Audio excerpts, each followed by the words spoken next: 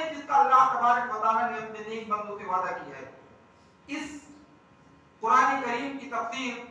علامہ ابن کثیر رحمہ اللہ نے اس انداز میں بیان کی ہے، اجلس مع الذین یذکرون اللہ، اے اللہ کے نبی صلی اللہ علیہ وسلم، اللہ تبارک و تعالیٰ کی طرف سے حکم ہے، اے اللہ کے نبی صلی اللہ علیہ وسلم آپ ان لوگوں کے ساتھ بیٹھیے یذکرون اللہ جو اللہ تبارک و تعالیٰ کا ذکر کرتے ہیں، وَيُحَلِّلُونَهُ اور جو اللہ تبارک و تعالیٰ کی تحلیل بیان کرتے ہیں، وَيَحْمِدُونَهُ جو الحمدللہ کہنے والے ہیں، جو اللہ تبارک و تعالیٰ کی حمد بیان کرنے والے ہیں، وَيُكَبِّرُونَهُ اور ان لوگوں کے ساتھ جو بار بار اپنی زبان سے اللہ اکبر کہنے والے ہیں، یعنی اللہ تبارک و تعالیٰ کی تکبیر بیان کرنے والے ہیں، اللہ کی عبادت کرنے والے ہیں، چاہے وہ امیر ہو چاہے غریب ہو۔ جب یہ آیت نازل ہوئی پس منظر یہ ہے کہ ہم اور آپ عام طور سے ان لوگوں کو اپنا ساتھی، ان لوگوں کو اپنا دوست، ان لوگوں کو اپنا قریبی بناتے ہیں جو ہمارے لیول کے ہوں، لیکن یہ آیت اور ابن کثیر کی یہ تفسیر یہ بات بیان کرتی ہے کہ ہمیں کن لوگوں کو اپنا ساتھی بنانا چاہیے، کن لوگوں کو ہمیں اپنے ساتھ رکھنا چاہیے۔ اگر بات یہ تھی کہ اللہ کے نبی صلی اللہ علیہ وسلم کے ساتھ چند صحابہ اکرام رضوان اللہ علیہم اجمعین بیٹھے تھے، مسلم وغیرہ کے اندر حدیث ہے، حضرت سعد بن ابی وقاص رضی اللہ تعالیٰ عنہ راوی ہے، کہتے ہیں کہ 6 لوگ ایسے تھے جو 6 لوگ اللہ کے نبی صلی اللہ علیہ وسلم کے ارد گرد ہوا کرتے تھے، جو اللہ کے نبی صلی اللہ علیہ وسلم کے ساتھ ہوا کرتے تھے۔ حضرت سعد بن ابی وقاص رضی اللہ تعالیٰ عنہ بیان کرتے ہیں، پہلا آدمی کنت انا، ایک میں خود تھا، دوسرا وہ عبداللہ بن مسعود، دوسرا وہ شخص تھا جو عبداللہ بن مسعود رضی اللہ تعالیٰ عنہ ہے، تیسرا وہ رجل بنی قبیلہ بنی حذیل، تیسرا شخص قبیلہ حذیل کا ایک شخص تھا، چوتھا وہ بلال اور بلال رضی اللہ تعالیٰ عنہ تھے، وہ رجلان، اور سعد بن ابی وقاص رضی اللہ تعالیٰ عنہ فرماتے ہیں کہ 2 لوگ اور تھے، میں نام بھول گیا۔ مسلم کے اندر حدیث اسی انداز میں ہے کہ میں نے وہ 2 لوگوں کے نام بھول گیا، ہم غریب لوگ تھے، اللہ کے نبی صلی اللہ علیہ وسلم کے آس پاس بیٹھتے تھے، قریش مکہ کے جو سردار اللہ کے نبی صلی اللہ علیہ وسلم کے پاس آتے ہیں تو ان کو یہ بات بڑی ناگوار گزرتی ہے، بڑا بیکار لگتا ہے کہ ہم جب اللہ کے نبی کے پاس آئیں، ہم قریش کے سردار ہیں، ہم امیر لوگ ہیں، ہمیں اللہ تبارک و تعالیٰ نے یا اس دور میں ہمیں سب کچھ دولت نصیب ہوئی، جب ہم آتے ہیں تو آپ کے پاس بلال بھی بیٹھے ہوتے ہیں، سعد بن ابی وقاص بھی بیٹھے ہوتے ہیں، پورے غریب لوگوں کو جب میں غفیر ہوتا ہے، ہم یہ چاہتے ہیں کہ جب ہم آئیں تو یہ غریب لوگ ہٹ جائیں، یہ غریب لوگ اللہ کے نبی صلی اللہ علیہ وسلم کے پاس نہ بیٹھے۔ تو انہوں نے یہ اپیل اللہ کے نبی صلی اللہ علیہ وسلم سے کی، اللہ کے نبی صلی اللہ علیہ وسلم کے دل میں ایک بات آئی، چلو ٹھیک ہے میں ان کو کہہ دیتا ہوں کہ جب تم آؤ گے، بڑے لوگ آؤ گے تو میں غریبوں کو یہاں سے ہٹا دوں گا،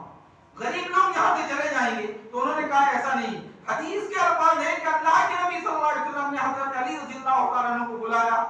اور لکھوایا کہ جب جب یہ امیر لوگ، جب جب یہ مالدار لوگ، جب جب یہ سردار مکہ یہاں آئیں گے تو یہ غریب لوگ میرے پاس سے ہٹ جائیں گے۔ جیسے ہی اللہ کے نبی صلی اللہ علیہ وسلم نے حضرت علی رضی اللہ تعالیٰ عنہ کے ہاتھ یہ بات لکھوائی تو جو صحابہ کرام غریب لوگ تھے ان کو ایک غم سا لاحق ہوا،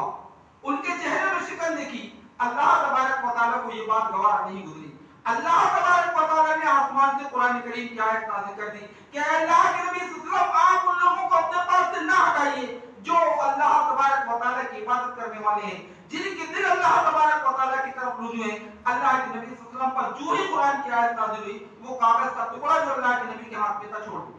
وہ صحیفہ جس چیز میں لکھا گیا تھا وہ چھوڑ دیا گیا۔ معلوم یہ ہوا کہ اب ایک مومن کو جس انداز میں ہم اپنی پوری زندگی کو ہر ایک معاملات کو اللہ کے نبی صلی اللہ علیہ وسلم کے طریقے پر گزارتے ہیں، ہماری کوشش جس انداز میں ہوتی ہے کہ ہم نماز پڑھیں اور والیدین کریں، ہاتھ سینے پر باندھیں، اگلی صف میں کھڑے ہوں، کیونکہ یہ اللہ کے نبی صلی اللہ علیہ وسلم کا اسوہ ہے، اللہ کے نبی صلی اللہ علیہ وسلم کا طریقہ ہے۔ تو ہمیں یہ بات بھی یاد رکھنا چاہیے کہ ہم دوستی میں بھی اللہ کے نبی کو رول ماڈل بنائیں، ہم دوستی بھی ان لوگوں سے کریں جن لوگوں کے اللہ کے نبی صلی اللہ علیہ وسلم نے کرنے کا حکم دیا ہے۔ ایسا نہ ہو کہ ہم ایسے لوگوں کو اپنا دوست بنائیں، ایسے لوگوں کو اپنی صحبت میں رکھیں، ایسے لوگوں کو اپنے آس پاس رکھیں جن لوگوں کے رکھنے کی وجہ سے ہماری دنیا بھی خراب ہو جائے، ہماری آخرت بھی خراب ہو جائے۔ اور حقیقت میں اللہ کے نبی صلی اللہ علیہ وسلم نے فرمایا ہے، دوستی کے تعلق سے بڑی عجیب بات بیان کی ہے۔ اللہ کے نبی صلی اللہ علیہ وسلم نے فرمایا لا تصاحب الا مومنا، لوگوں دوست صرف مومن کو بنانا، لا تصاحب الا مومنا، मोमिन, मैं ये हरगिज नहीं कह रहा हूँ कि अपने दोस्त जो गैर मुस्लिम हैं, जो बिरादरान वतन हैं, जो गांव में रहने वाले हैं, उनसे हम बिल्कुल कतई ताल्लुक कर दें, लेकिन एक हद तक उनसे इस अंदाज में दोस्ती रखें कि वो हमें देखकर कुछ सीखें,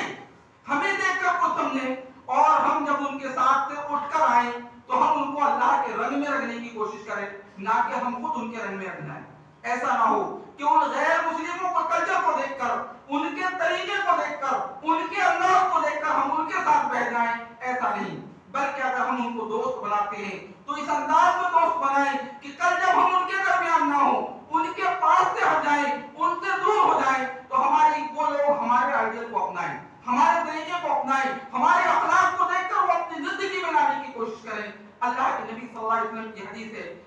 ला साहिब इल्ला मुमिन, लोगों अगर आपको दोस्त बनाना है तो मुमिनों को दोस्त बनाओ। अब हमें ये देखना है, मुझे और आपको ये तलाश करना है कि हम जिन लोगों के साथ बैठते उठते हैं, जिन लोगों के हम अपने राज को बताते हैं, जिन लोगों के साथ हम अपनी जिंदगी का बड़ा वक्त गुजारते हैं, वो मुमिन है।